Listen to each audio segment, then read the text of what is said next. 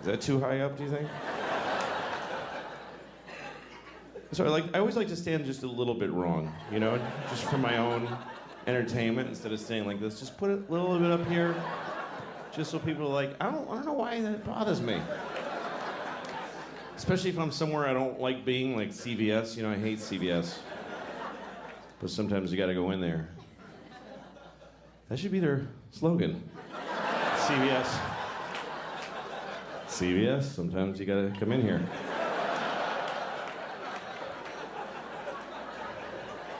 Or else you gotta get your wart Band-Aids. And that stuff for your dry vagina. Dry vagina. I used to think it was called a vagina. I did because I grew up in Boston. And I don't know if you are familiar with, people call it the Boston accent. It's not an accent. It's a whole city of people saying most words wrong. It's just a stupidity in a massive region. Because my teachers, they teach you to talk like that. My teacher, I had a teacher named Miss Doherty, but she thought her name was Mrs. Doherty. She mispronounced her own name. Miss Doherty. And she gave us sex ed. It was 5th grade. We had sex ed with Mrs. Doherty, and she's showing us the diagram. She's like, "This is a penis, and this is a vagina. Now, during intercourse, the man ejaculates sperm up into the vagina, and then later, a fucking baby comes out of the vagina. And sometimes it's retarded." This was the 70s. Teachers said retarded in Boston in the 70s. "My daughter's retarded." She used to tell us every day. "I have a daughter and she's mentally retarded. She's 35 and she lives in my house. She better be fucking retarded. I'm gonna stick her back up in my vagina."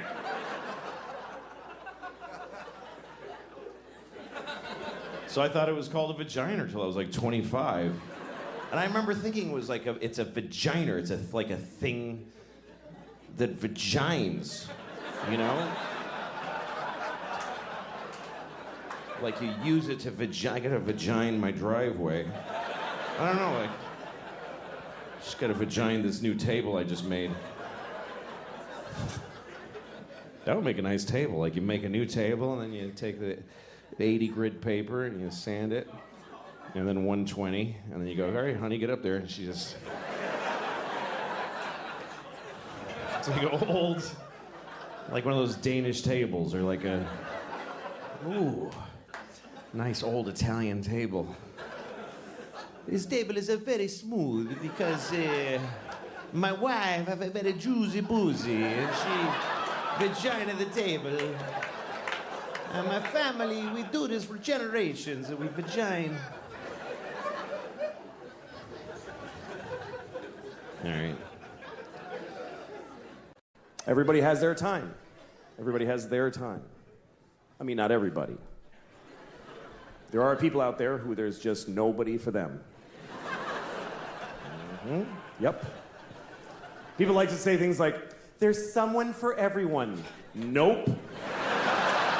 Not at all true. And stop saying it, because it's mean to people who never find anybody. There are millions of people out there who we've all unanimously decided they are light speed ugly, and nobody kisses them on the lips even. Nobody touches their genitals their entire life. They just wash it and then they die. That's all that happens. Oh, and if you're feeling bad for them, you can go find one and fuck one tomorrow. You can just solve the problem right there. With all that kindness in your heart. Oh, well, go fuck one. Nah, I didn't think so. That's the one way we're all mean. Nobody does that. Nobody fucks down. Nobody. People fuck up or across.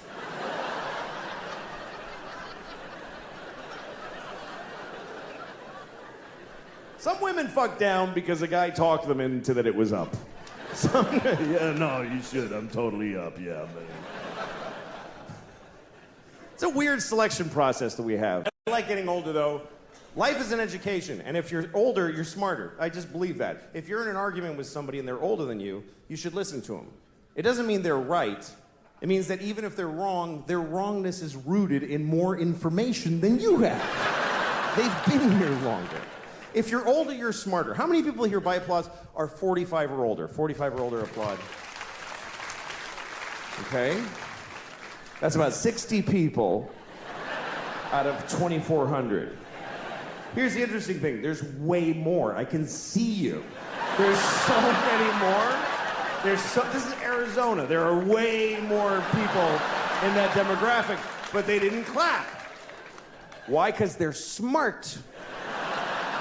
They're sitting in the dark going, I don't have to clap. I don't have to do anything. They're not doing it. And they're right. You know why? Because never identify yourself. Never. Are you crazy? You don't know why I'm asking. How do you know what okay, burn them all. Burn everybody over 45. How do you know I'm not going to do that?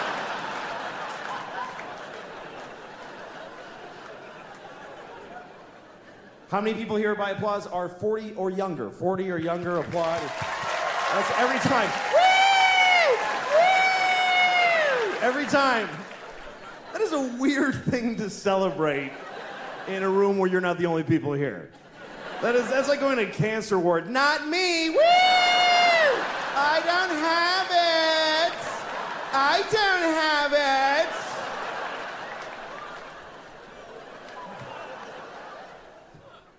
If you're older, you're smarter. A 55-year-old garbage man is 1,000,000 times smarter than a 28-year-old with 3 PhDs. Especially smarter than him. Because this idiot has been thinking about 3 things for like 15 years. He's worthless. The garbage man is 55. He's had some experience. Things have happened to him. He went to Cape Cod one summer. He saw a dead guy floating in the motel pool.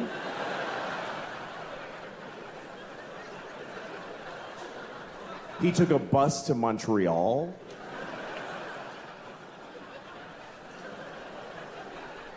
He got a hand job at a fair from a miner.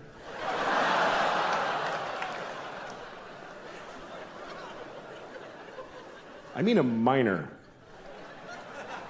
Not a minor, a minor. You understand? A minor. A grown man who works in a mine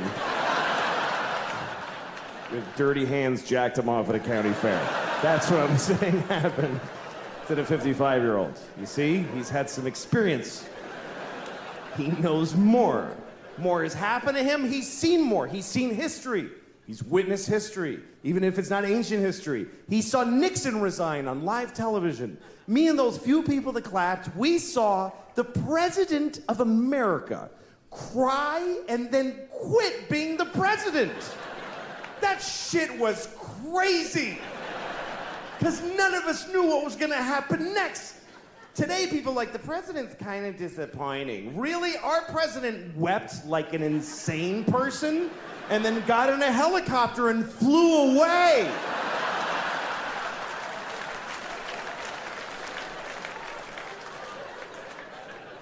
And the whole nation just watched him go.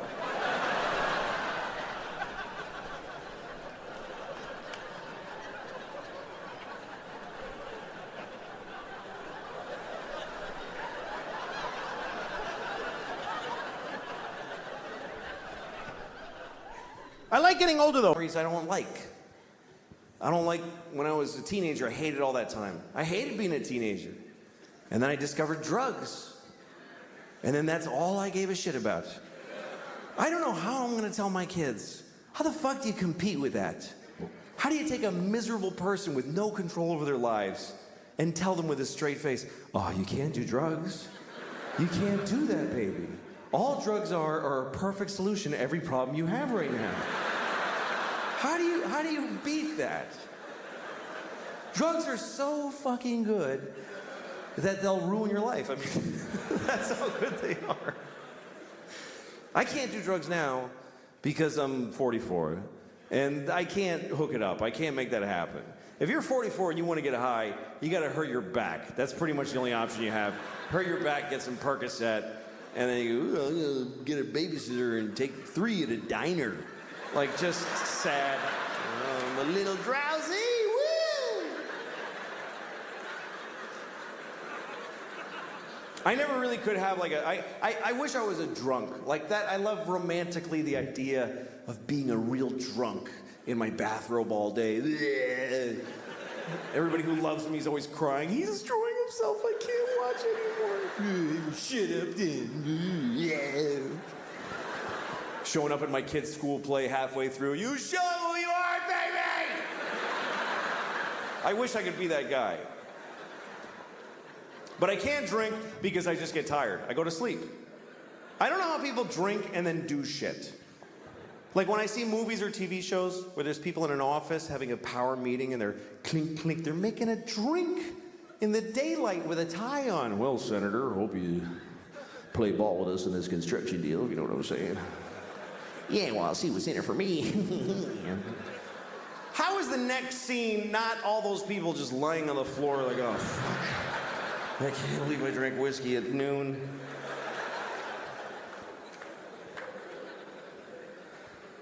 I can't smoke pot because it's the same thing. I'm too old for it. Sometimes young people come up to me after shows. Hey, do you want to smoke some pot? I'm like, can I get my portion to smoke without you alone later? Because I don't want to stand in a parking lot with some 20-year-olds. Last time I got high, I was in Kansas City, and I got high because I was in Kansas City, and it was shitty. So after the show, so these kids that worked at the club, they're like, you want to smoke some pot? And I'm like, yes. So I'm standing in a parking lot with these kids, like 20 years old, and we're smoking a joint. And I'm taking huge hits because I had no idea. I didn't know they'd been working on this shit like it's the cure for cancer. I didn't understand the fucking technology that's gone into making pot so powerful. Because when I was a kid, you could just smoke a joint for a while. Now you take 2 hits and you go insane. It's not doable anymore. And I was taking big hits, like big 1970s jean jacket, Bad Company hits.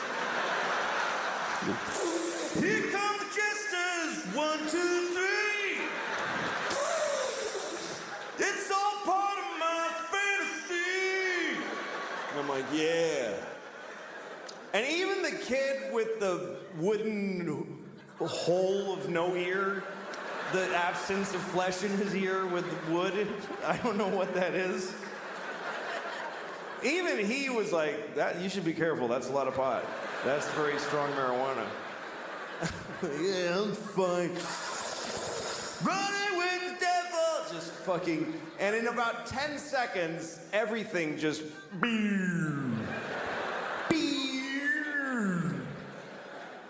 and I'm like, oh shit. This is an ordeal now. I'm not gonna feel okay for a very long time.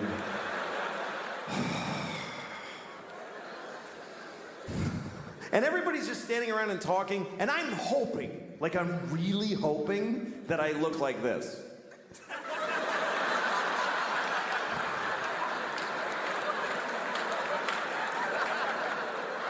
But I'm pretty sure that I was just scanning insanely.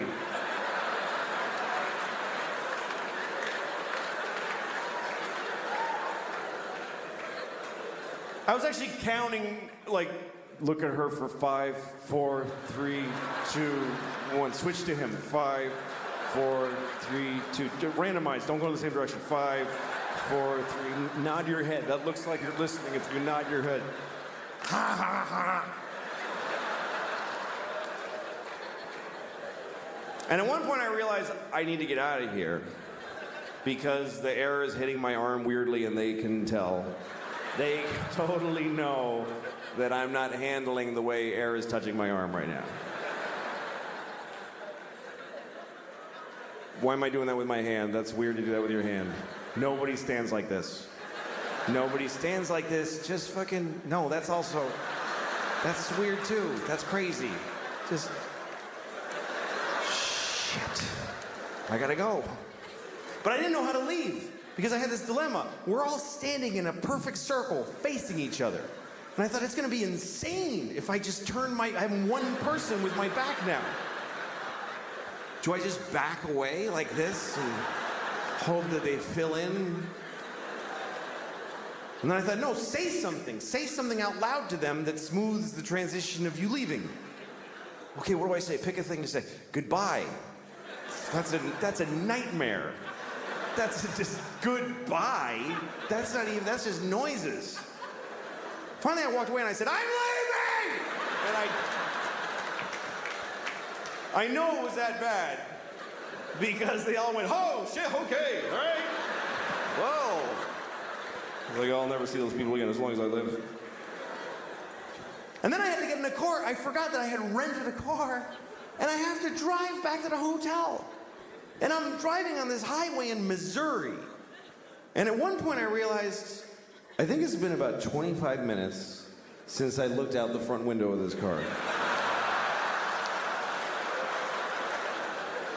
I've just been dealing with shit directly in.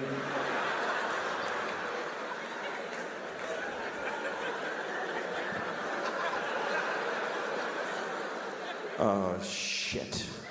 There's a whole spectrum of responsibility out here. I'm supposed to take part in this. And then at one point, I remember I was at a drive-thru, and I was terrified because there's a lady sticking her head out a window, and she's mad. She's going, sir, sir. I just kept saying, I don't know. I had the window closed. I had no fucking idea. What part of the transaction did I pay yet? Have I ordered? Have I been sitting here for 40 minutes just eating at the window and I ate the paper and everything? Sir! And I just went, I don't want it! And I just fucking bolted.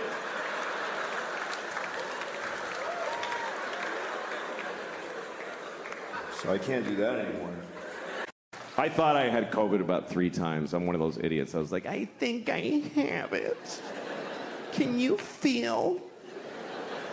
I'm bad with pain, too. Like the other day, I hit my elbow right on that spot where if I had a gun, I'd be dead now. You know, I can't do pain. That's why I could never be a cop. I couldn't walk around with a gun right here. There's 50 things a day where I'd be like, fuck that ain't worth it.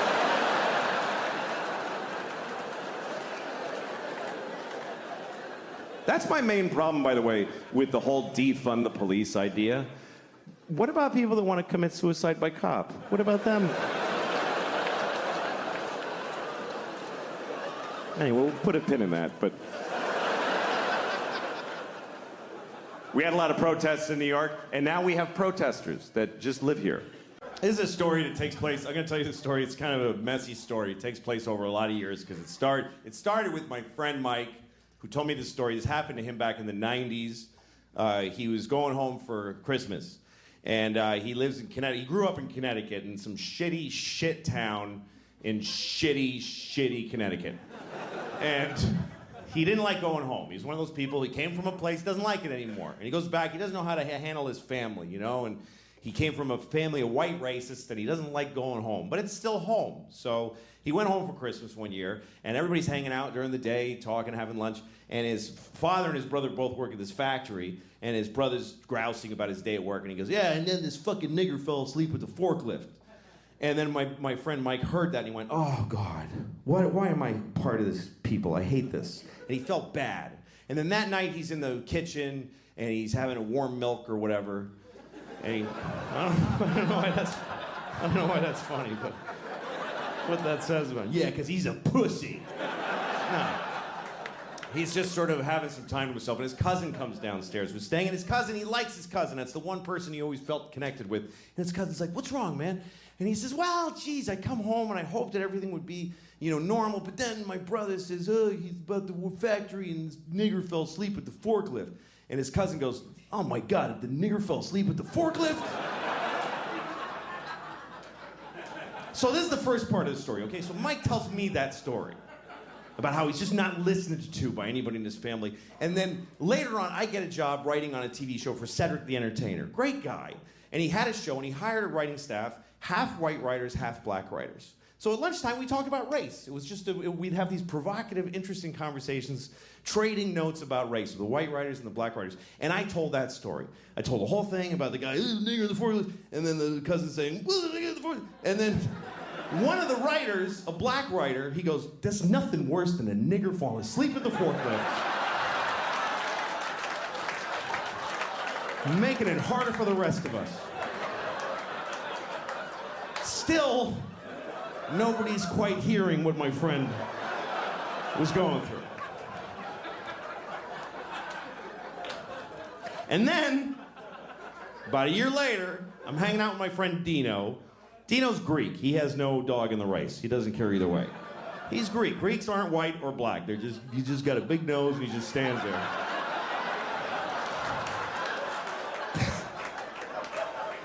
I told Dino the whole story. I told him about the guy, the forklift, and and then the black writer. And then Dino says, how do you fall asleep at a forklift?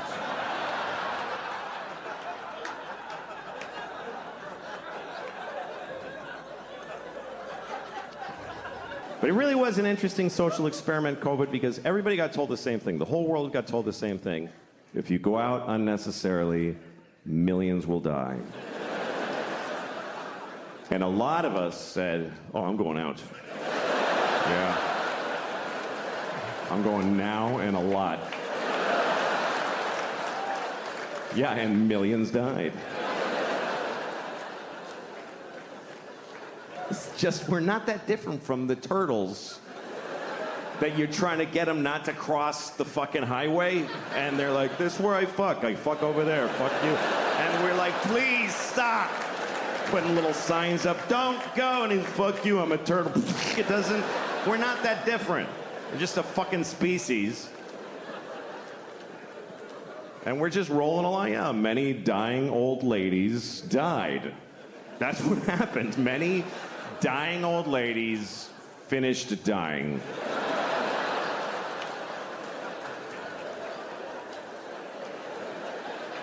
Here's the way you gotta look at it, okay? We're still making more. We're making new old ladies every day. There's a fresh batch coming. They're gonna be great. I was having sex with a woman once and she was so beautiful, I was having trouble not coming. So I pictured her face at 80 years old. And then I came immediately. Because she's 92. Anyway.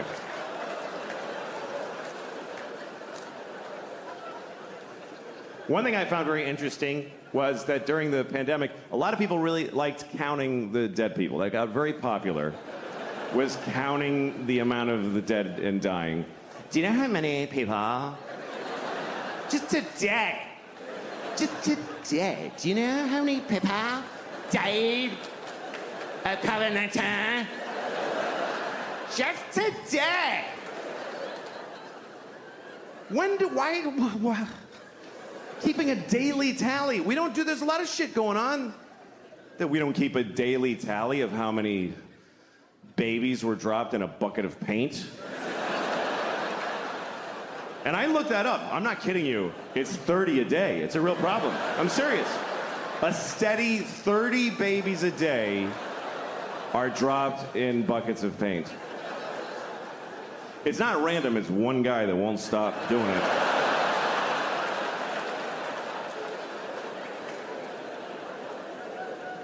Yeah, we liked counting them. We liked counting the dead. And when it got really high, we didn't know how to count them anymore. People trying to find different ways to express the number or take it in. Remember January? It was really bad. It was 3,000 people every day were dying of COVID. So people started saying this is 9/11 every day.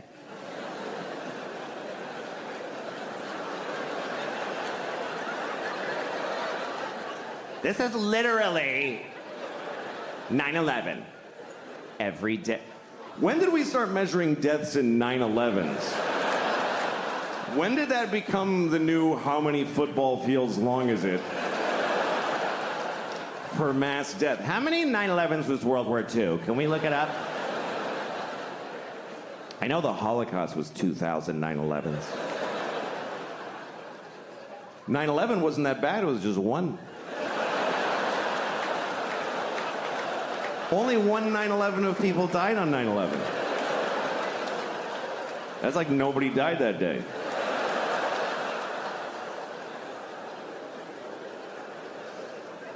See, it's all relative, because then you have those later. Remember, January was really bad. January was the worst. And then in April, March, April, we all felt better. Everybody's like, oh, it's way better now. It's way better. Way better than January. I looked it up. It was 1,500 people a day. And everybody's like, it's way better than January. Really? It's half a 9/11 every single day. But that's way better. That would be like if on 9/11, after the first tower went down, you're like, oh, that's not that bad.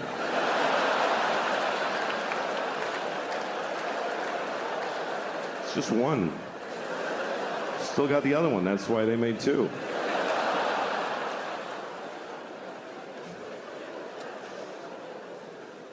It's okay. It's all right to make fun of 9/11. It was a hoax.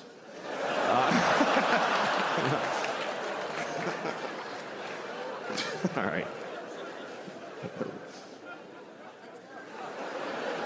Sorry. Anyway. One.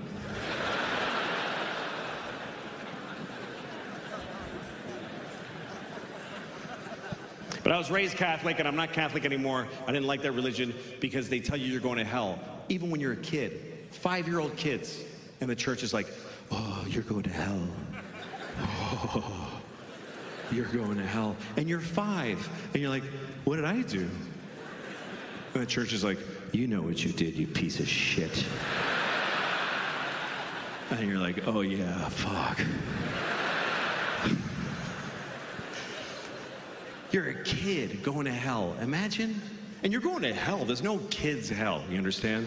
You're going right to the show. If you're 5 years old and you steal a crayon from your sister and then lie about it, and then you get hit by a truck, you're roommates with Hitler. There's no difference. That's how I was so scared. I'm like, I'm going to be roommates with Hitler. I'm only 5. I already killed 4 Jews, though, so I'm probably going to be roommates with Hitler. They take you in a room, and they're pouring hot lead in his asshole. He's like, ah! And then they tell you, they're like, all right, get in there, kid. It's your turn. And Hitler's like, ah, poor little fella.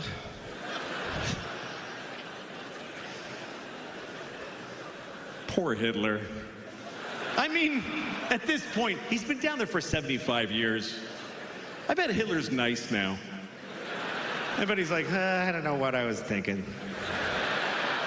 It's probably Hitler who greets you when you get to hell. You know, he's like, hi. Yeah, it's me. Yeah. What's that? Yeah, it's pretty bad. It's pretty bad. Yeah. What? Oh, yeah, sure.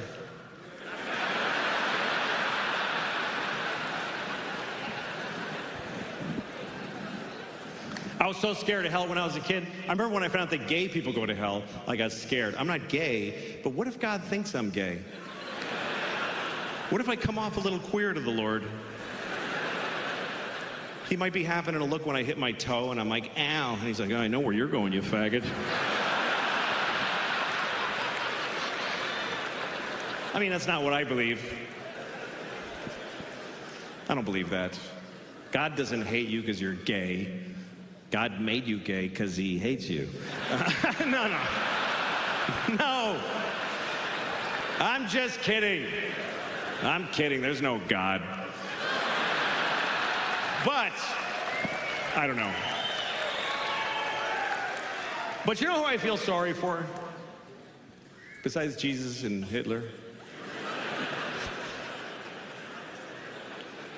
You know who I really feel sorry for is a gay man's sperm. Just think about that for a minute. Being the sperm in a gay man, that's a tough destiny. That's rough luck. Because if you're gay, that's terrific. But your sperm is not gay. Your sperm is just excited, like, we're next, fellas, here we go.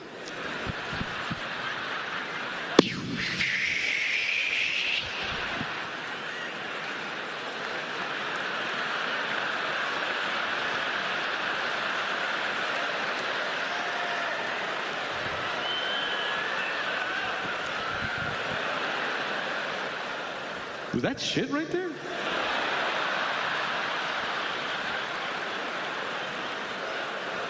Who's shit in this chick's pussy?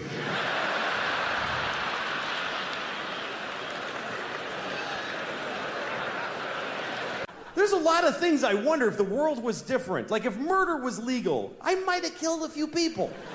I don't know. I'd love to think, oh, I would never do that. But we really need the law against murder. For one simple reason. The law against murder is the #1 thing preventing murder. We'd like to think it's because, like, oh, I would never do that. No, it's because it really sucks getting caught murdering. A lot. If murder was legal, or just a misdemeanor, like you get a thing in the mail, ah, shit, they had a camera there. Oh, well.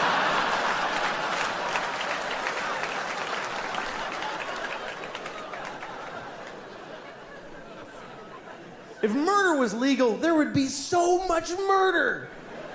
Regular people would murder. Murderers would murder even more. And then really nice, sweet people would murder a few people. But nobody would murder no people. You wouldn't trust somebody who didn't murder. If murder was legal, you wouldn't like them. I never killed anybody. Okay, nice meeting you. Ugh. What a creep. I mean, not even a hooker. Live a life. What's wrong with that guy? He's like a Mormon or some shit. I hate those guys. I think he's nice. Shut up, Janet. It would just... If murder was legal, there would be a lot of murder. Children would behave very differently. Because mostly parents would be murdering their own kids. That's mostly what would happen if murder was legal. You'd be, you go to a mall, there'd be like 8 different moms in the mall, just, I told you to stop it! You didn't listen to me! You'd be stepping over dead kids. It'd be like a new problem. You have to clean up your kids when you kill them, because it's gross. It's bad for the environment. If you murder your child in a public place, please use one of the red bags that are in the dispensers every 3 feet of America. Put your murdered child in the red bag with a logo of a murdered kid on it. Next to the other logo that tells you not to let your alive kid play with a plastic bag because they might suffocate. In which case, you could just leave them in the bag.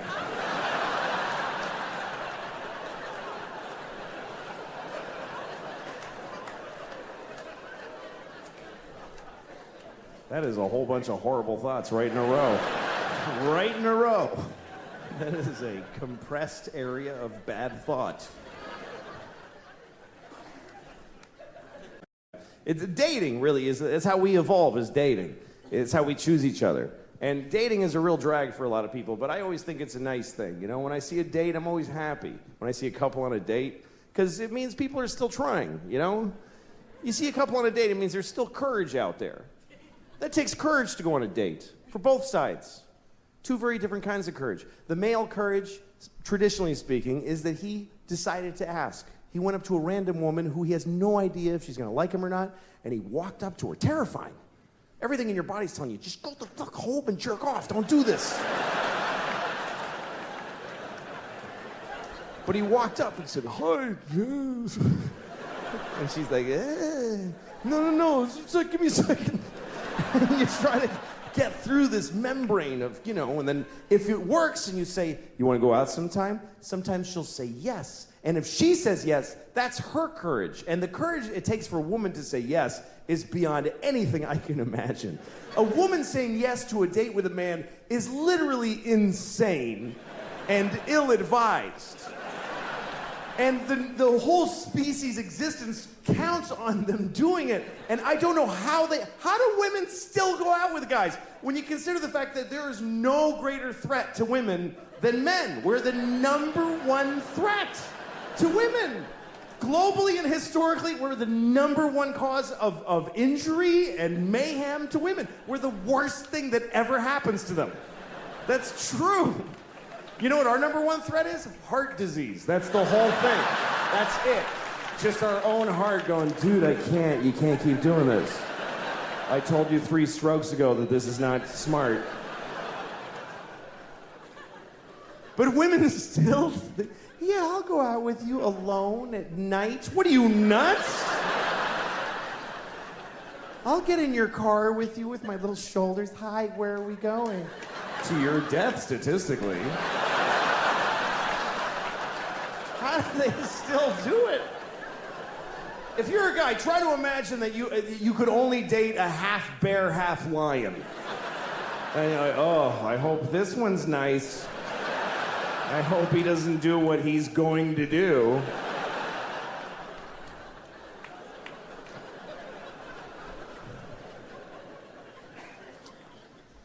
I've been thinking about you all day. How are you? How was your last couple of years?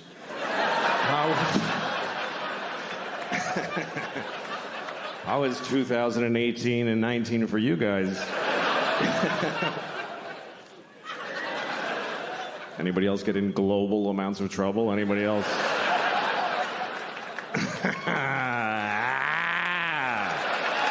Fuck. That was crazy. Man, I was in a lot of trouble. Wait till they see those pictures of me in blackface. That's gonna make it a lot worse. Because there's a lot of those. There's thousands of pictures of me in blackface. I can't stop doing it. I like it. I like how it feels. Fuck, man, that was... You know what? I learned a lot. I learned how to eat alone in a restaurant with people giving me the finger from across the room.